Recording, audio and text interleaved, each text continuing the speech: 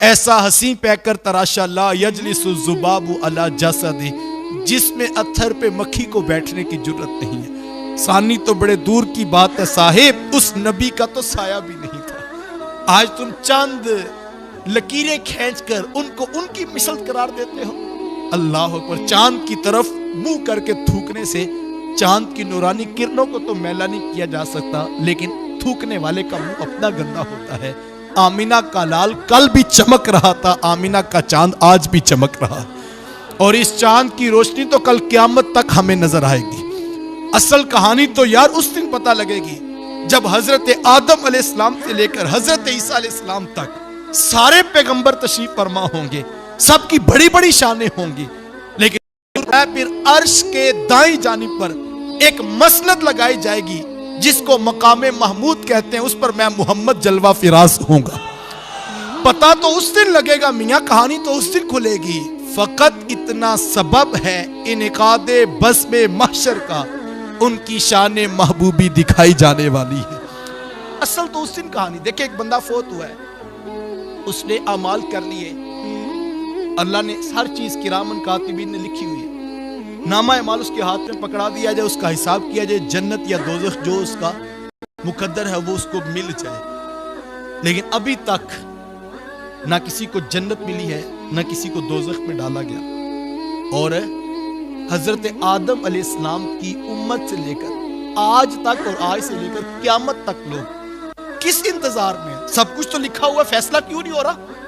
کہا بھی ایک محشر کا میدان لگے گا، پھر کالی کملی والا اوڑھ کے کالی کملی آئے گا، اور اسی دن تو پتہ لگے گا کہ اصل کہانی کیا آتی ہے۔ اور اب سب تم انتظار کرو، اللہ اکبر، جب میرے حضور زمین پر نہیں آئے تھے تب انتظار ہو رہا تھا، ابھی میرے حضور زمین پر نہیں آئے تھے کہ سب انتظار کر رہے تھے، اور بلکہ رب نے تو وعدہ بھی لیا، وَإِذْ أَخَذَ مِيثَاقَ النَّبِيِّينَ لَمَا آتَيْتُكُم مِّن كِتَابٍ وَحِكْمَةٍ ثُمَّ جَاءَكُمْ رَسُولٌ۔ اللہ تعالیٰ نے سارے پیغمبروں کو، سارے انبیاء کو جمع کر کے کہا میں تم سے ایک پختہ وعدہ لینا چاہتا ہوں۔ مالک کس بات کا وعدہ؟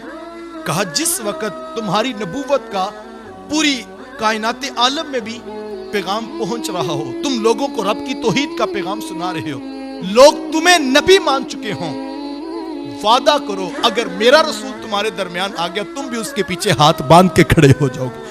لا تؤمنون بہ ولا تنصرون، کہا تم ان پر ایمان بھی لاؤ گے، تم ان کی مدد بھی کرو گے۔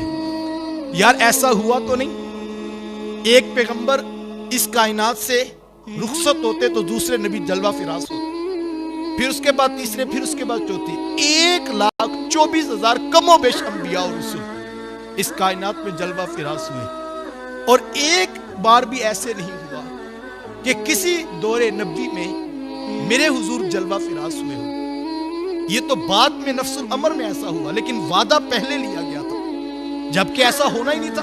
اللہ تعالیٰ کے تو علم میں ہر چیز موجود تھی، لا تبدیل لکلمات اللہ، اس کی باتیں نہیں بدلتی، اس کے علم میں تھا، اس کا علم ازلی ہے، اس کا علم قدیم ہے۔ لیکن آج انسان کے ذہن میں سوال تو آتا ہے کہ مالک اگر ہونا نہیں تھا ایسا تو پھر سارے پیغمبروں سے وعدہ کیوں لیا تھا؟ کہا زمین والوں کو بتانا تھا، تم کیا حیثیت رکھتے ہو، ہم تو پیغمبروں کو بھی کہہ رہے ہیں کہ جب ہمارے محبوب آ جائے تم نے صفیں چھوڑ دینی ہے، جب ہمارے نبی آ جائے، ہمارا محبوب آ جائے تو پھر تم نے جو ہے وہاں پر اپنی نبوت کی بات نہیں کرنی ہے، پھر تم نے بھی ان پر ایمان لانا ہے، اور پھر تم نے بھی ان کی مدد کرنی ہے۔ اور پھر کہا قال اقررتم، کیا تم اس بات کا اقرار کرتے ہو؟ واخذتم علی ذالکم اسری، قالوا اقررنا، تمام انبیاء نے کہا مالک ہم اس بات کا عہد کرتے ہیں۔ اللہ اکبر، وہ جلوہ فراز نہیں ہوئے تھے، انسان تو انسان، انبیاء منتظر تھے، ابھی محشر میں وہ جلوہ فراز نہیں ہوئے، ساری انسانیت ان کا انتظار کر رہی ہے، کس کو کیا ملنا ہے یہ پہلے سے فیصلہ ہو چکا ہے، لیکن کہا نہیں۔ اور یہ صرف یہاں پر نہیں، زمین پر ان کا انتظار، وہ جلوہ فراز ہوں گے ان کا انتظار، محشر میں وہ آئیں گے تو بات آگے چلے گی، اور صرف محشر تک نہیں یار، میرے حضور فرماتے ہیں جنت کا سب سے پہلے جس کے لیے دروازہ کھولا جائے گا وہ میں محمد ہوں۔ یار دنیا ہو، محشر ہو، جنت ہو، سب سے پہلے ابتدا میرے حضور سے ہو رہی ہے۔ اسی لیے کہا تھا اول ما خلق اللہ نوری، لوگوں سن لو، سب سے پہلے رب نے مجھ محمد کے نور کو پیدا کیا ہے. جو تو اقبال نے کہا تھا تو ہی اول تو ہی آخر تو ہی ظاہر تو ہی باطن، یہ حضور کی ذات ہے اور ان کا یہ پروٹوکول ہے، یہ ان کی شان ہے، یہ ان کی عزت اور یہ ان کے مقام اور ان کی رفتوں کی کہانی ہے.